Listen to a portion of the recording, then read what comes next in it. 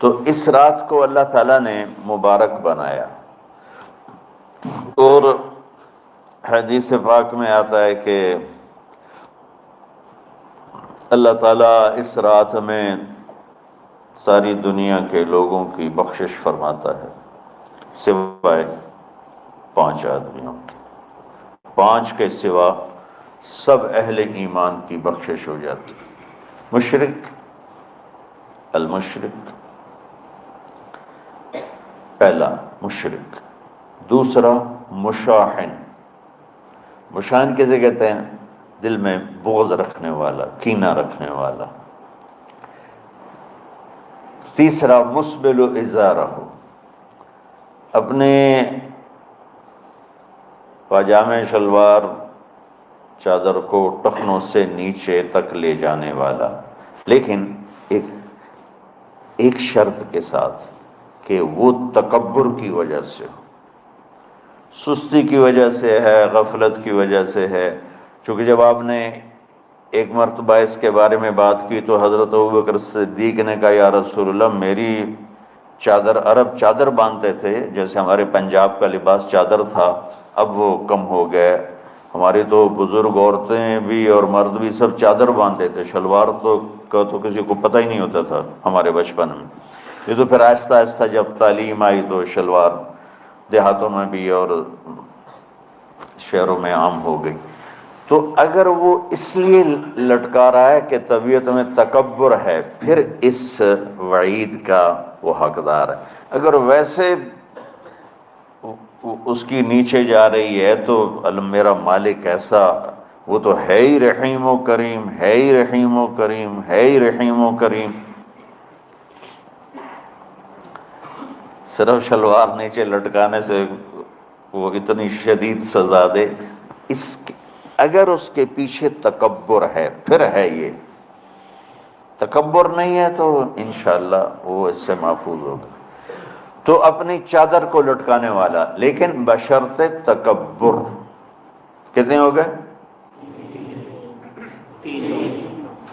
عاق لوالدیہ، ماں باپ کا نافرمان۔ نافرمان ایسا کہ دکھ دینے والا۔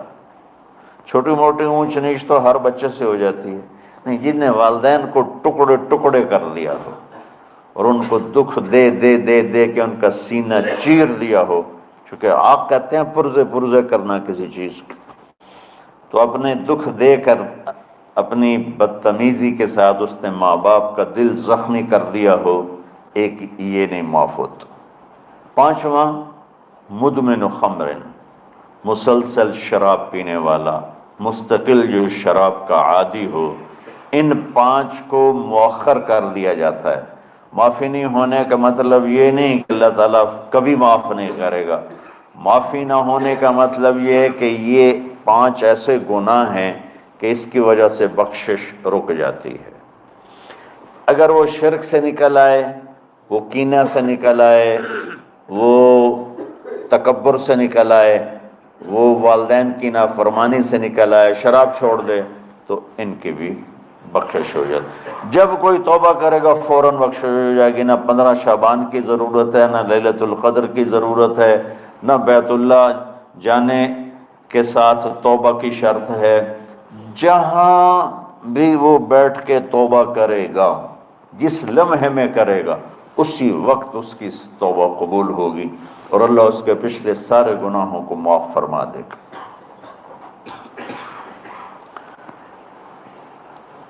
دن کا روزہ، رات کا قیام، زیادہ قیام سے مراد نوافل ہیں، کوئی گھر میں پڑھ لے، کوئی مسجد میں پڑھ لے۔ نوافل، نفلی عبادات گھر میں ہی افضل ہوتی ہیں۔ میرے نبی سنتیں ہمیشہ گھر سے پڑھ کے آتے تھے۔ تہجد اپنے گھر میں پڑھتے تھے، مسجد میں نہیں پڑھتے تھے، سوائے اعتکاف کے آپ اپنے نوافل سنتیں سب گھر میں پڑھتے تھے، اور مسجد میں صرف فرض آ کے ادا فرماتے تھے، اور اس کے بعد بیٹھنا ہوتا تھا تو بیٹھ جاتے تھے، اٹھنا ہوتا تھا تو اٹھ جاتے تھے۔ تو اعتدال اللہ کو ہر چیز میں پسند ہے۔ دنیا جو مختصر ہے اس میں کیسے پسند نہیں ہوگا؟ آخرت جیسے معاملے میں بھی اللہ ہم سے کہہ رہا ہے اعتدال امتن وسطا، ایسے عیسائیوں کی طرح ترک دنیا بھی نہ کرو، یہودیوں کی طرح دنیا کے پیچھے نہ پڑ جاؤ، رزق کے حلال بھی کماؤ، اپنے بچوں کو بھی دیکھو، اپنے فرائض کو بھی دیکھو جو دنیاوی ہیں، اور اللہ سے بھی اپنا معاملہ ٹھیک کرو اور درست کرو۔ بعد کے زمانے میں صحابہ کے بعد سے ہی ایک انتہا پسندی امت میں آئی، ساری ساری رات جاگنا، فلاں بزرگ تھے وہ رسے سے اپنے بالوں کو باندھ لیتے تھے کہ نماز پڑھتے پڑھتے جب نیند آئے اور جھٹکا لگے تو رسے سے بندھے ہوئے بالوں سے اس جھٹکے سے تکلیف ہو اور ان کی آنکھ کھل جائے اور پھر نفلوں میں شروع ہو جائے۔ ایک فلاں بزرگ تھے وہ اپنے آنکھوں میں نمک کا سرما لگاتے تھے تاکہ آنکھیں جل جائیں، اس میں وہ جلن پیدا ہو جائے اور نیند اڑ جائے۔ یہ ایسے واقعات بھرے پڑے ہیں۔ فلاں بزرگ تھے، انہوں نے 30 سال عشاء کے وضو سے فجر کی نماز ادا کی۔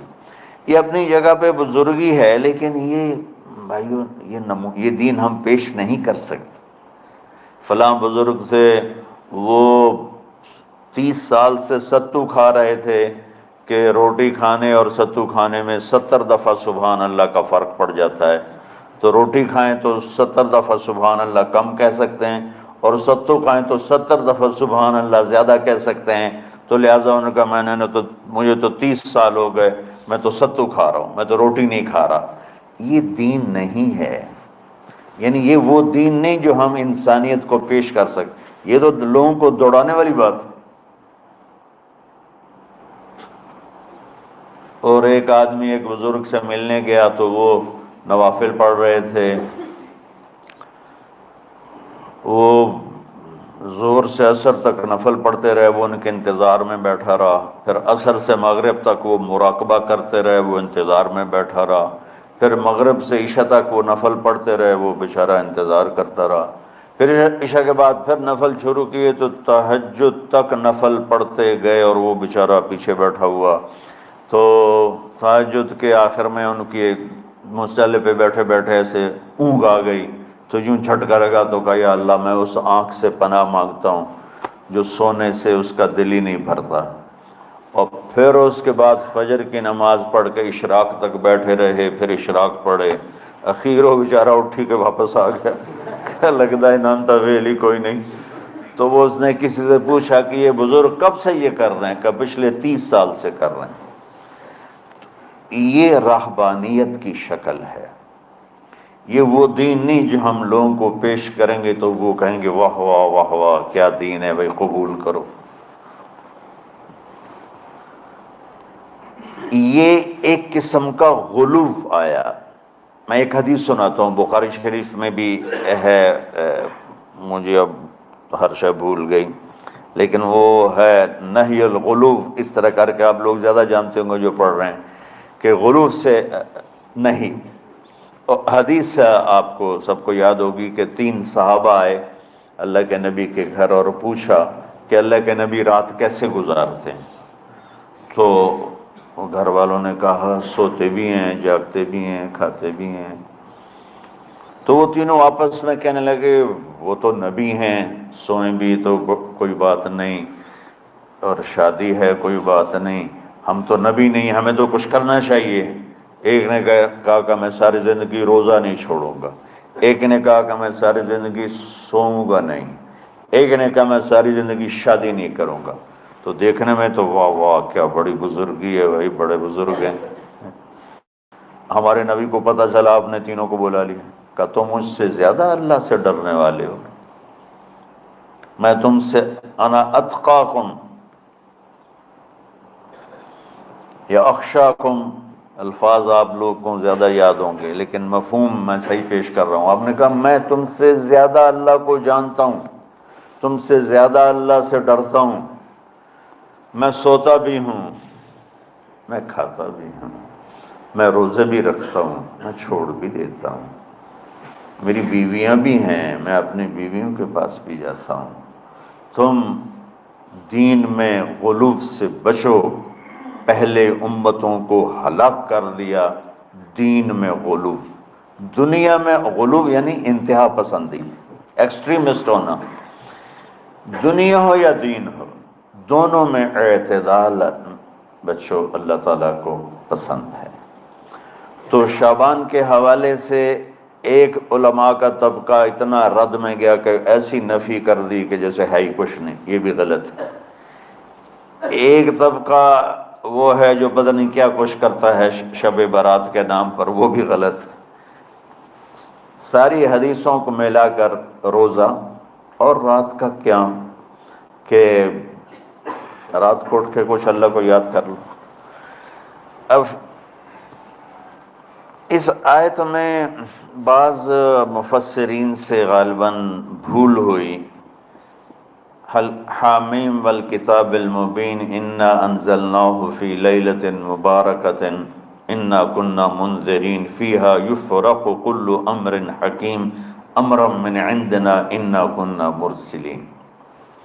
یہ لیلۃ القدر ہے، انا انزلناہ فی لیلۃ مبارکۃ، یہاں دوسرا لیلہ مبارک رات میں ہم نے قرآن کو اتارا۔ دوسری آیت کو جوڑو، انا انزلناہ فی لیلۃ القدر، ہم نے قرآن کو لیلۃ القدر میں اتارا۔ تو وہ آیت اس آیت کا ترجمہ کر رہی کہ لیلۃ مبارک سے مراد لیلۃ القدر ہے، 15 شعبان نہیں۔ لیکن بعض مفسرین جو بڑے لوگ ہیں، لہذا ہم سب کا ادب احترام کرتے ہیں، لیکن رائے کا اختلاف وہیں بڑے علماء میں ہی ہے، تو اسی کو میں آپ کے سامنے نقل کر رہا ہوں، کوئی اپنی رائے نہیں دے رہا ہوں۔ تو ان سے یہ صاف ہو گیا کہ انہوں نے اس کو 15 شعبان بنا دیا۔ یہ 15 شعبان کی رات نہیں ہے، یہ لیلۃ القدر ہے، کہ جس میں وہ پورے سال کے احکام اعلان کر دیے جاتے ہیں، وہ شب قدر ہے۔ اس میں بھی معافی ہوتی ہے، اس میں بھی معافی ہوتی ہے، لیکن شب قدر تو قرآن سے صحیح احادیث سے ثابت ہے، اور شعبان کی رات ضعیف حدیثوں سے ثابت ہے، لیکن کثرت حسن لغیرہ ہی اور امت کا عمل اس میں بہت بڑی گنجائش پیدا کرتا ہے۔ تو جو بچہ روزہ رکھنا چاہے ضرور رکھے، جو رات کو اٹھنا چاہے ضرور اٹھے، لیکن وہ اتنا نہ اٹھے کہ صبح سبق میں سویا پڑا ہو۔ تو ایسی عبادت نہیں چاہیے کہ آپ اپنے طلب علم جو فرض ہے اس میں آپ سوئے پڑے ہوں، تو تمہارے خراٹوں سے سبق بھی متاثر ہو رہا ہو۔ تو